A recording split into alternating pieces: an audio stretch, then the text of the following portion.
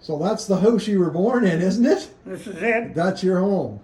This was where I was born, and this house was situated basically where this house is now.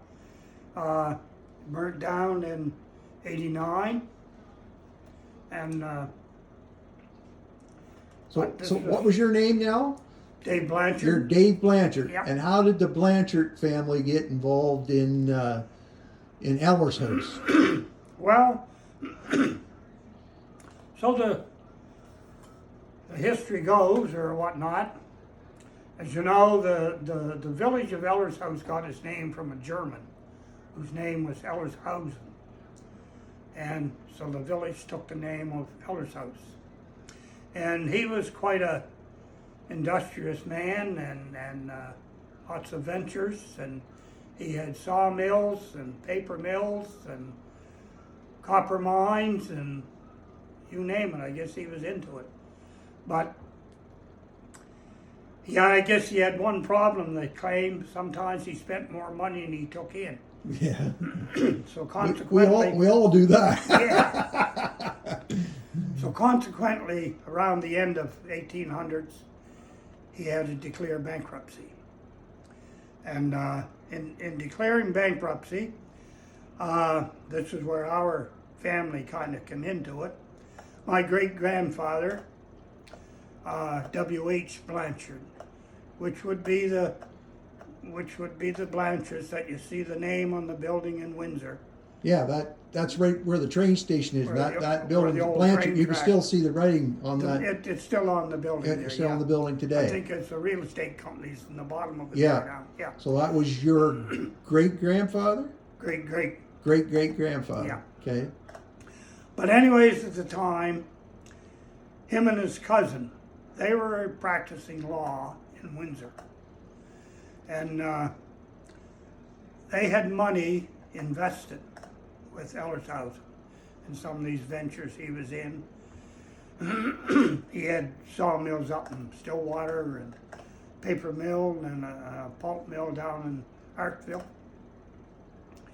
Plus, he was going to go into manufacturing sugar beets, stuff like that. But he'd spent a lot of money in it. And finally, though, he had a copper mine in Newfoundland that he had sold for a big amount of money. But the deal in selling the copper mine was it had to keep producing copper for 3 months. First month was buy good, second month was buy good, and the third month the vein ran out. And he lost a biggest part of the money that he was going to get for it. Back in those days, it was hundreds of thousands of dollars. Yeah. But that was big money back then too. Yeah. And but he ended up going into bankruptcy. He went back to Germany, and he died.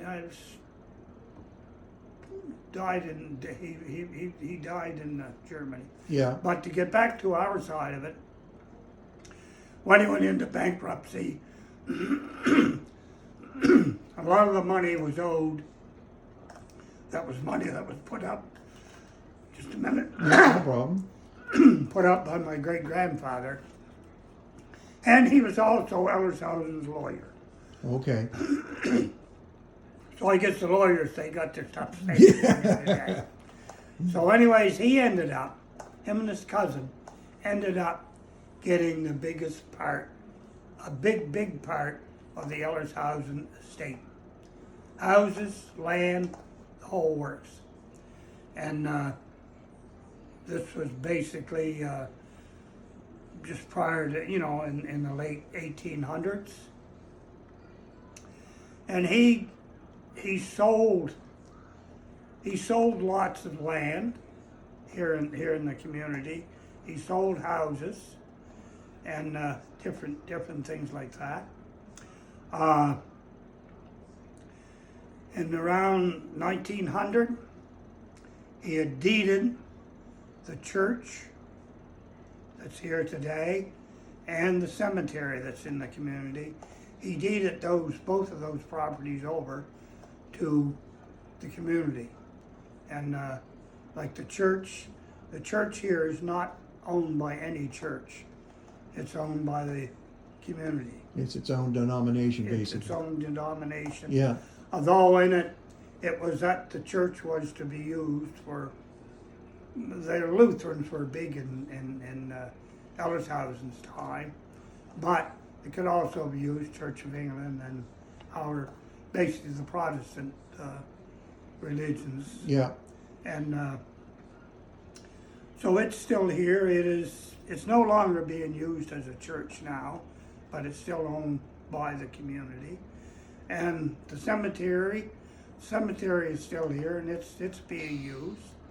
And it's on the road going down to Hartfield. And but those were some of the parts. And when my great grandfather passed away, I think it was around 1909. And at that time, my grandfather was living in Bedeck. okay, And he and his brother got the estate from my great grandfather when he passed. And my grandfather basically bought his other brother out.